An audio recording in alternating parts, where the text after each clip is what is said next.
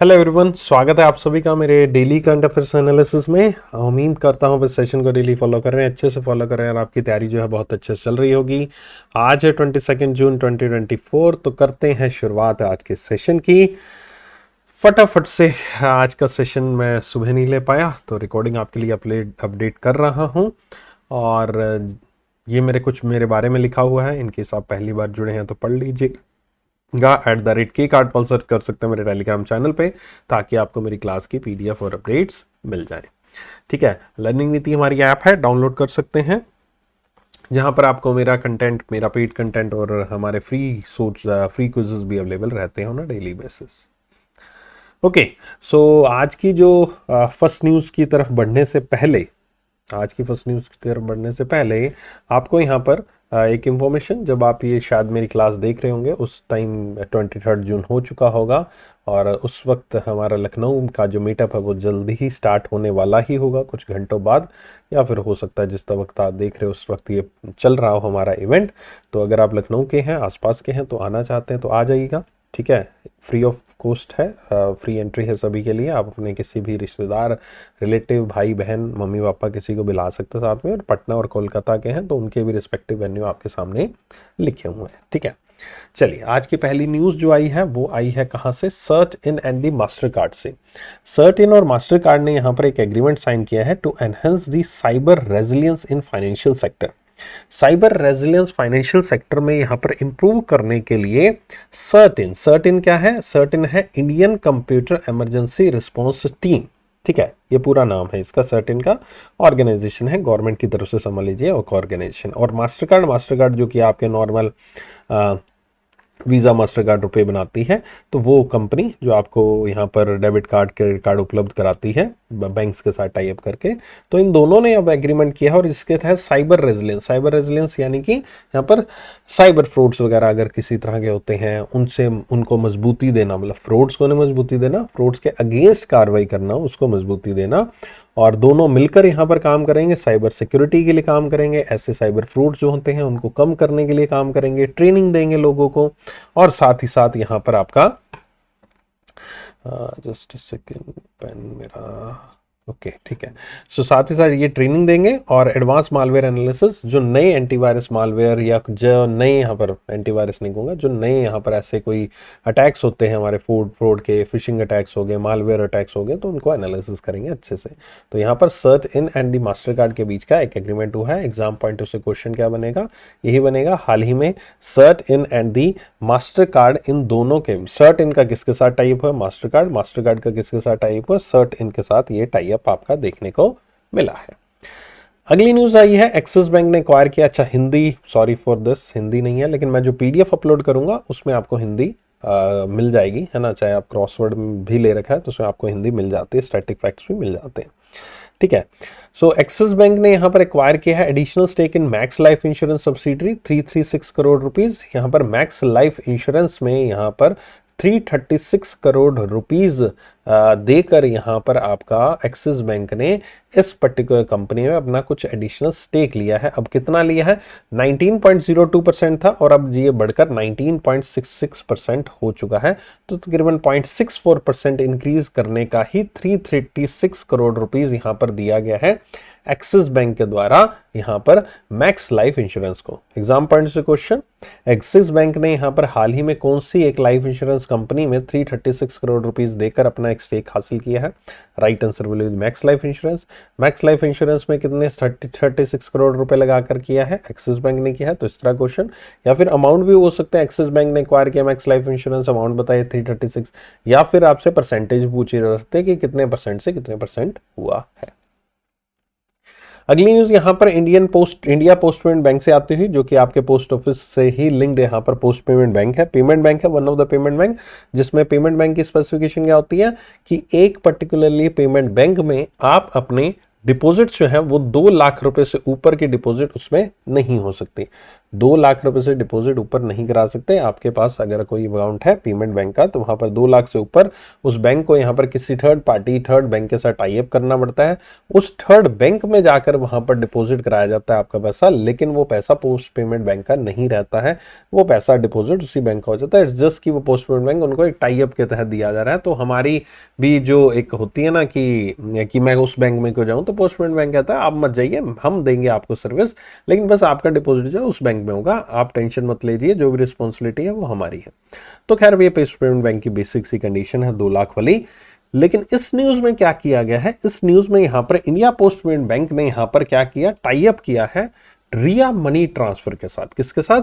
रिया money transfer के साथ tie up किया। और इस रिया मनी ट्रांसफर के साथ जो टाई अप किया गया ये बेसिकली किस लिए किया गया, ये किया गया है आप विदेश में जो पैसा भेज रहे हो, that is cross border money transfer जो होता है उससे संबंधित of Euronet world wide. Euronet एक ऑर्गेनाइजेशन है जो कि यहाँ पर रेमिटेंसेस सर्विसेज उपलब्ध कराती है, पेमेंट ट्रांसफर करना एक जगह से दूसरे को वो उपलब्ध कराती है। तो ये कह रहे हैं कि रिया मनी ट्रांसफर, अब रिया मनी ट्रांसफर के साथ क्यों टाई अप किया, क्योंकि इंडिया पोस्ट पेमेंट बैंक खुद से अपने लेवल पर, जैसे मैंने कहा 2 लाख से ऊपर डिपॉजिट नहीं ले सकता, उसी तरह से इंडिया पोस्ट पेमेंट अपने खुद के लेवल पर उसके पास वो फैसिलिटी नहीं है जिसके बेस पर वो यहाँ पर बाहर विदेश में पैसा भेज सके।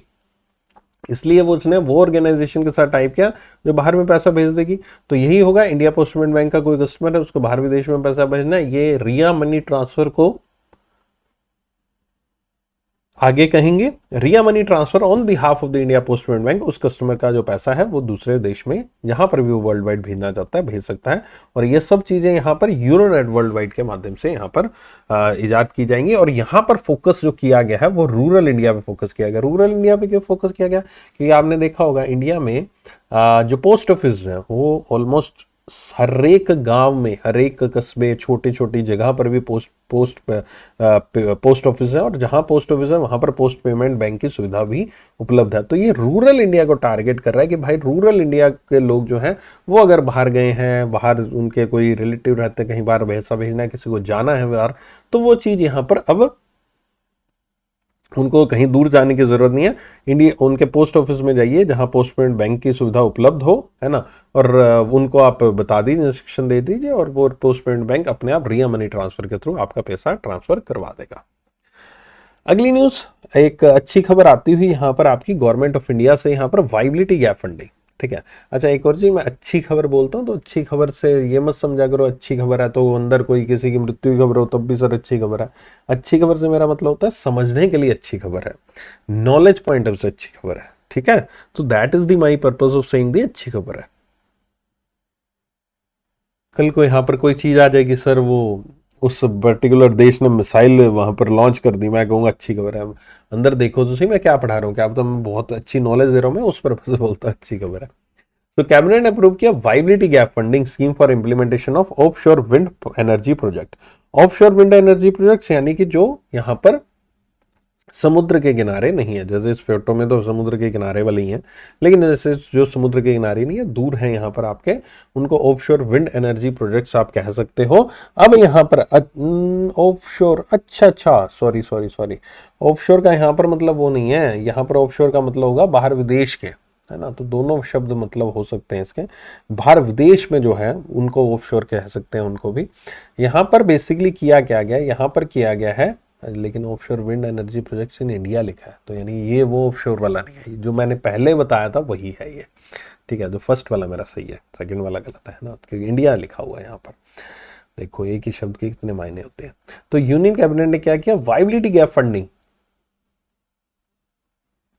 और ये पैसा कितना दे रही है सरकार, 7453 करोड़। सरकार ने कहा है कि जिस भी एनर्जी प्रोजेक्ट को पैसा चाहिए और उसके पास पैसा नहीं है, विंड एनर्जी प्रोजेक्ट उसके पास पैसा नहीं है, उसको नहीं पता भाई पैसा क्या है कैसे है ना, उसके पास पैसा नहीं है, ठीक है, लोन ले रहा है लेकिन फिर भी पूरा नहीं हो रहा है, तो उसके पास गैप आ रहा है। गैप किस चीज का, उसके पास फंडिंग का गैप है। उसका प्रोजेक्ट वाइबल है, यहाँ पर वाइबिलिटी गैप फंडिंग का मतलब समझना, वाइबिलिटी यानी कि वाइबल है प्रोजेक्ट, बढ़िया है प्रोजेक्ट, अगर उसको पैसा मिल गया तो चलेगा, ये माना जा रहा है। दूसरा गैप, गैप फंडिंग का मतलब उसकी जो पैसा उसने लगाया है, जो प्रमोटर है, जो ओनर है, उसके बाद जो गैप है, जो उसके बाद जो फंडिंग है उसमें गैप है, यानी उससे कम है। ऐसा प्रोजेक्ट जो कि वाइबल है लेकिन उसकी फंडिंग में गैप है तो उसको वाइबिलिटी गैप फंडिंग असेस करना कहते हैं। तो वाइबिलिटी गैप फंडिंग के तहत मैंने असेसमेंट किया और गवर्नमेंट ने पाया ये particular wind energy projects India में जिनमें वीजीएफ के तहत 7,453 करोड़ रुपए इन्वेस्ट किया जा सकता है, पैसा लगाया जा सकता है, जिसमें 6,553 करोड़ के यहां पर आपका एलोकेट किया जाएगा इंस्टॉलेशन कमीशनिंग ऑफ 1 गीगावाट और ऑफशोर विंड एनर्जी प्रोजेक्ट, जो 1 गीगावाट का ऑफशोर विंड एनर्जी प्रोजेक्ट बनाते हैं, जो कि दो प्रोजेक्ट्स फर्दर डिवाइड किए गए 500 मेगावाट के यहां पर गुजरात और तमिलनाडु में। ठीक है, फर्दर इनको डिवाइड किया गया इस प्रोपोर्शन में।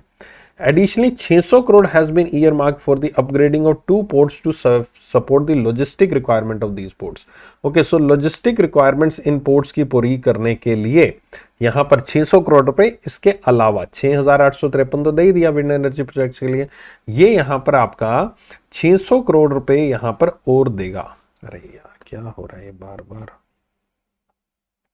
ओके, 600 करोड़ रुपए यहां पर और देगा, तो ये 7453 का प्लस 600 करोगे तो आई थिंक सो आपका जो 6853 और 600 करोड़ करोगे तो आंसर आपका 7453 ही आएगा। ठीक है, तो 6853 तो इस प्रोजेक्ट के लिए दिए, 600 करोड़ रुपए एडिशनल अपग्रेडिंग के लिए, लेटर ऑन को 2 पोर्ट्स को किया जाएगा, किसी को लॉजिस्टिक रिक्वायरमेंट चाहिए कुछ भी उसके लिए दिया है। तो I hope so viability gap funding का मतलब आपको समझ में आ गया होगा। अगला है website and mobile app for the world Food India 2024। तीसरा एडिशन वर्ल्ड फूड इंडिया 2024 का यहां पर आयोजित होगा, बहुत जल्दी होने वाला है यहां पर आपका, कौन से 19 सितंबर से 22 सितंबर के बीच में।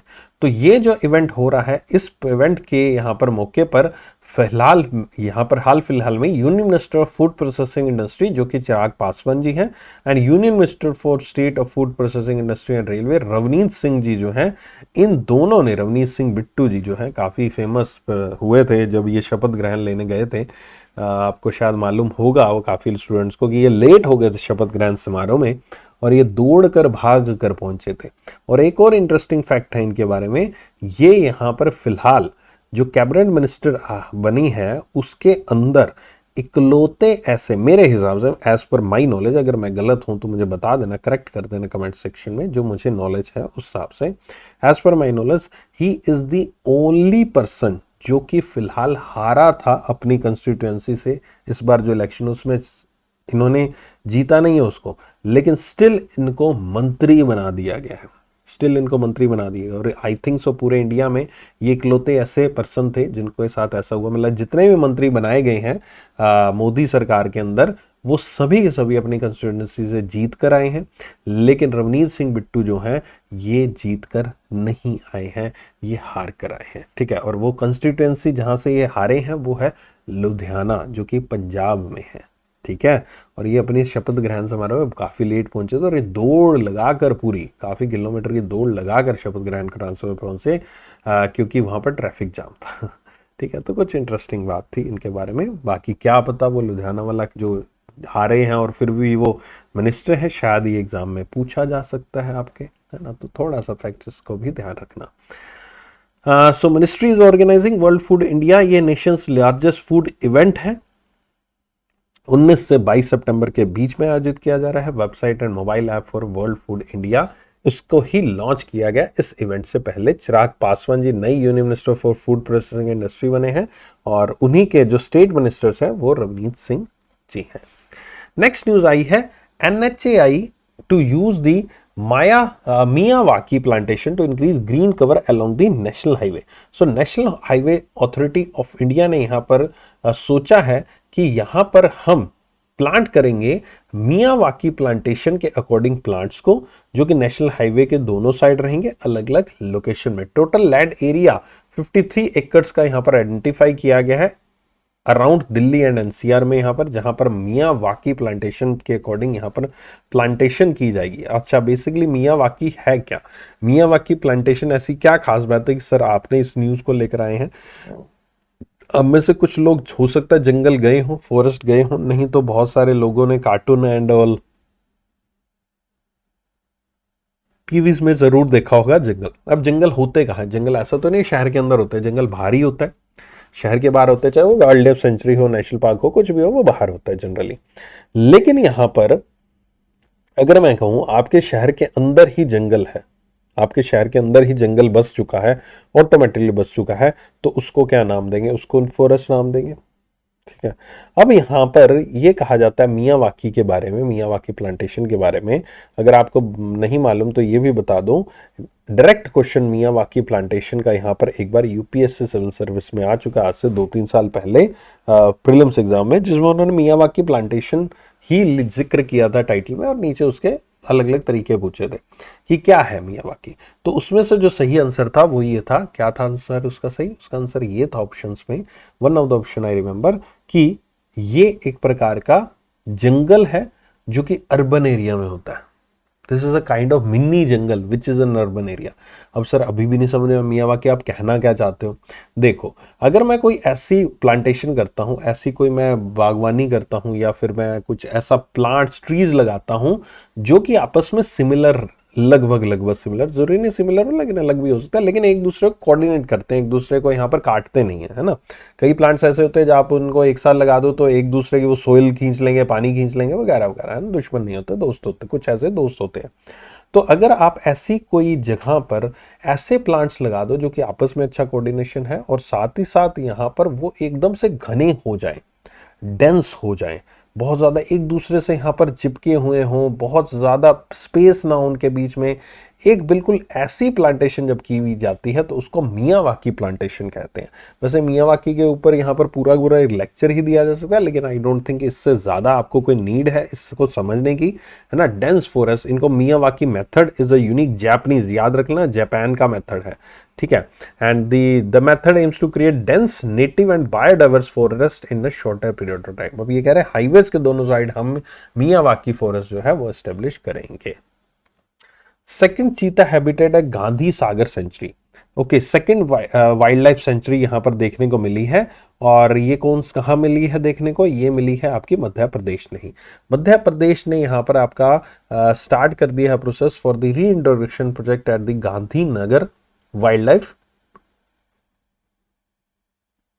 सेंचुरी। ठीक है, तो गांधीनगर वाइल्ड लाइफ सेंचुरी नाम याद रख लेना।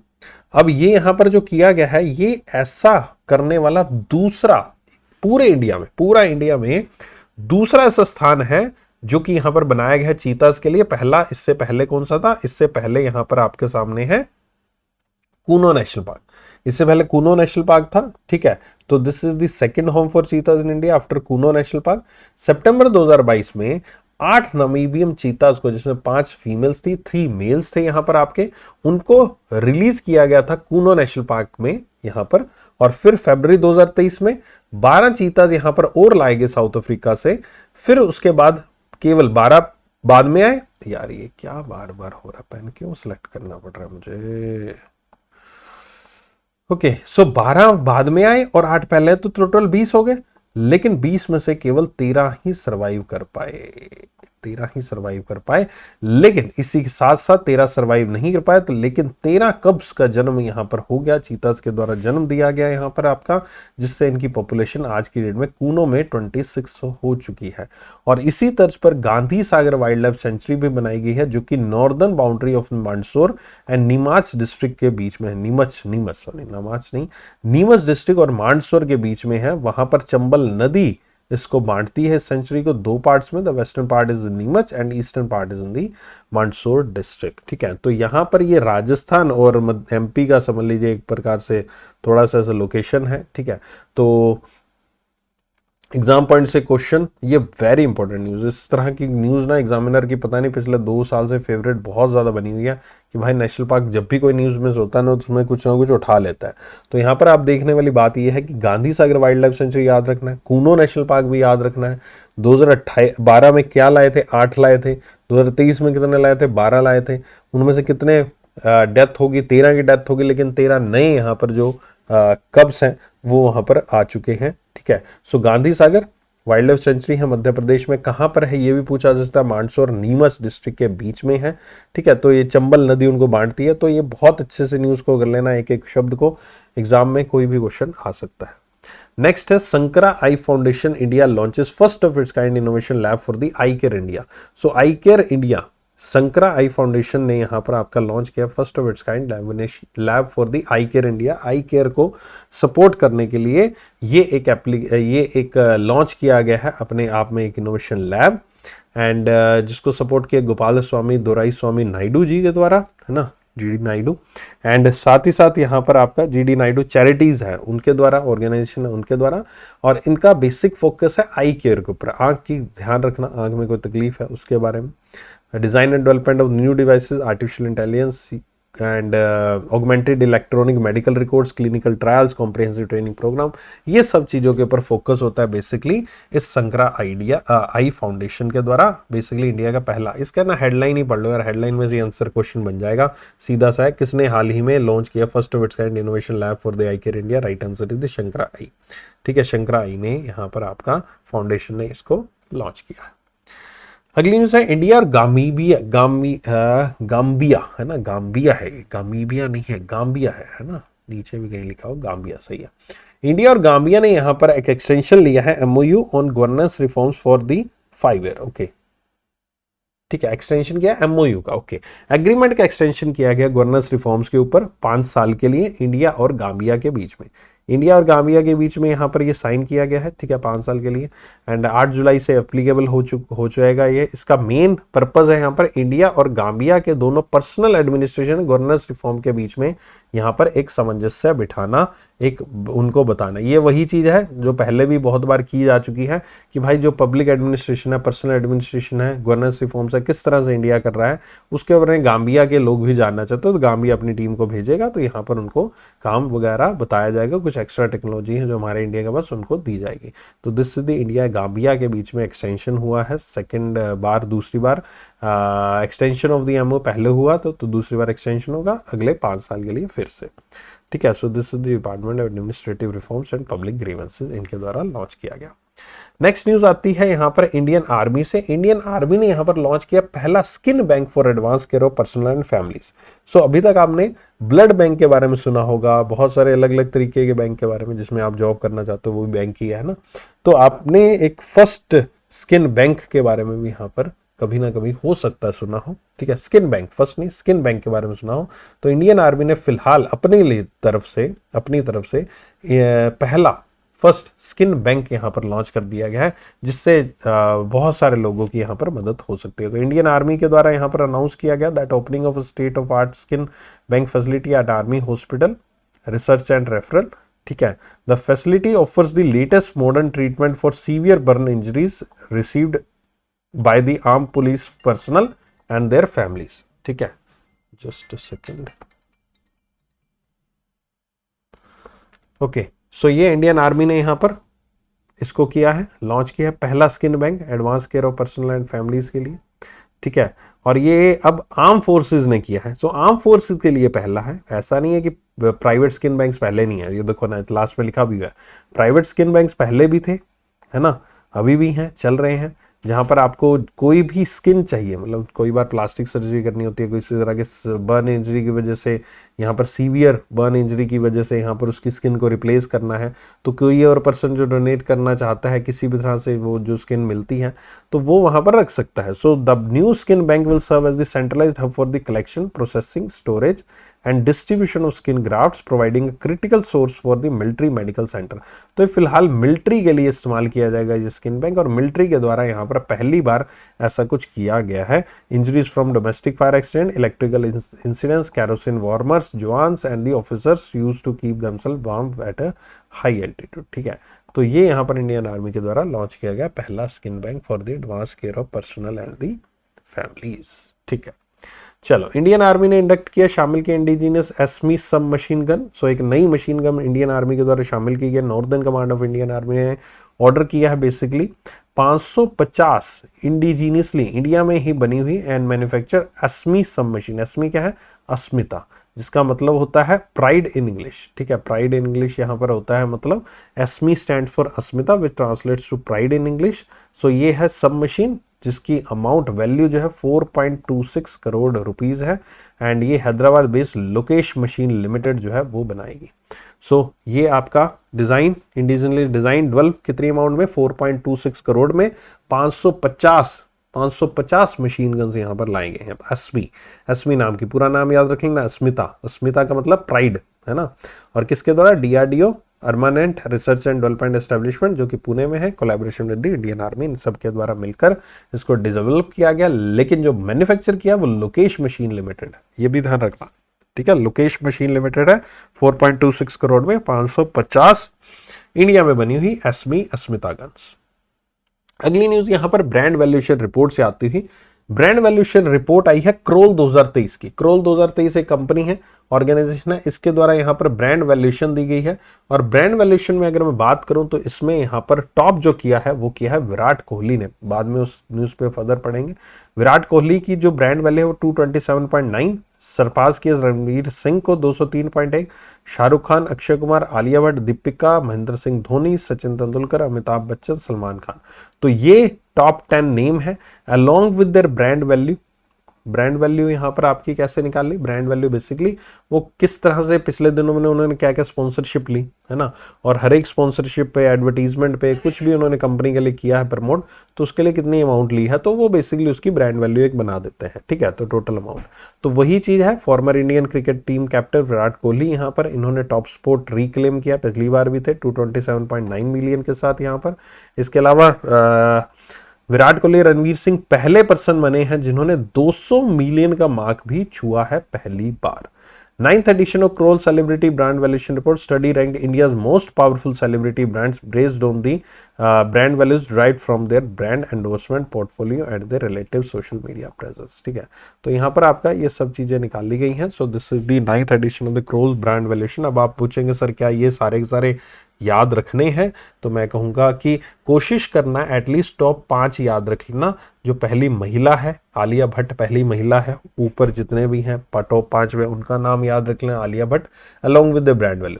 टॉप 10 तो वैसे याद रख लो, लेकिन टॉप 5 के along with their brand values याद करना। अब एग्जाम में हो सकता है 6ठी पूछ ले, 7वीं पूछ ले, 8वां पूछ ले, 9वां पूछ ले, महेंद्र सिंह धोनी का अलग से पूछ ले, आई डोंट नो, पूछा तो सब कुछ जा सकता है। लेकिन हाँ, अगर नहीं हो रहा याद तो फिर टॉप पे 5 कर लेना, हो रहा है याद, कर ही लिया याद तो फिर कोई टेंशन नहीं है, ठीक है, फिर बढ़िया बात है। ओके, सो पिछले दिनों में हमने एक सेंट्रल बैंक अवार्ड्स देखे थे जिसमें आरबीआई को रिस्क मैनेजर का पुरस्कार दिया गया था, और इस बार यहाँ पर उसी पुरस्कारों में कुछ और शामिल हुए हैं। That is central bank of the year, central bank of the year, central bank of Brazil को चुना गया है। और गवर्नर ऑफ द ईयर किसको दिया गया है, एंड्री पेशने, यहाँ पर पाइशने शायद इसका नाम है, Andriy Pyshnyi, governor of national bank of the Ukraine. Ukraine के यहाँ पर आपके गवर्नर हैं एंड्री पेशने, ये गवर्नर ऑफ द ईयर बने हैं। सेंट्रल बैंकिंग अवार्ड्स की तरफ से पूरे दुनिया में ऑब्जर्व किए जाते हैं। मैंने यहाँ पर उस दिन ये वाले अवार्ड्स नहीं दिए, उस दिन सिर्फ आरबीआई का दे रखा था, ठीक है। आरबीआई को यहाँ पर रिस्क मैनेजर का पुरस्कार दिया गया है, आपके पीछे लिखा भी हो रिस्क मैनेजर, देखो विनर फोटो भी वही आ लिया, ठीक है। तो ये बाकी दोनों याद कर लेना उसके साथ ही। ओके, नेक्स्ट है वटसिला लॉन्च किया है दुनिया का पहला large scale 100% hydrogen ready engine power plant. Okay, so Wartsila Oyj Abp Finland की कंपनी है, इनके द्वारा लॉन्च किया गया है दुनिया का पहला, sorry for this, just a second,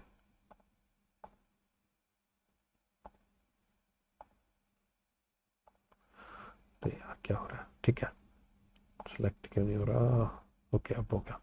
सो यहां पर दुनिया का पहला large scale 100% hydrogen ready engine power plant, 100% hydrogen ready engine power plant. किसी को इंजन चाहिए तो 100% engine ready engine power plant available है। वर्सिला ऑइज एबीपी ने फिनलैंड बेस्ड कंपनी है यहाँ पर, इसने लॉन्च किया इसको।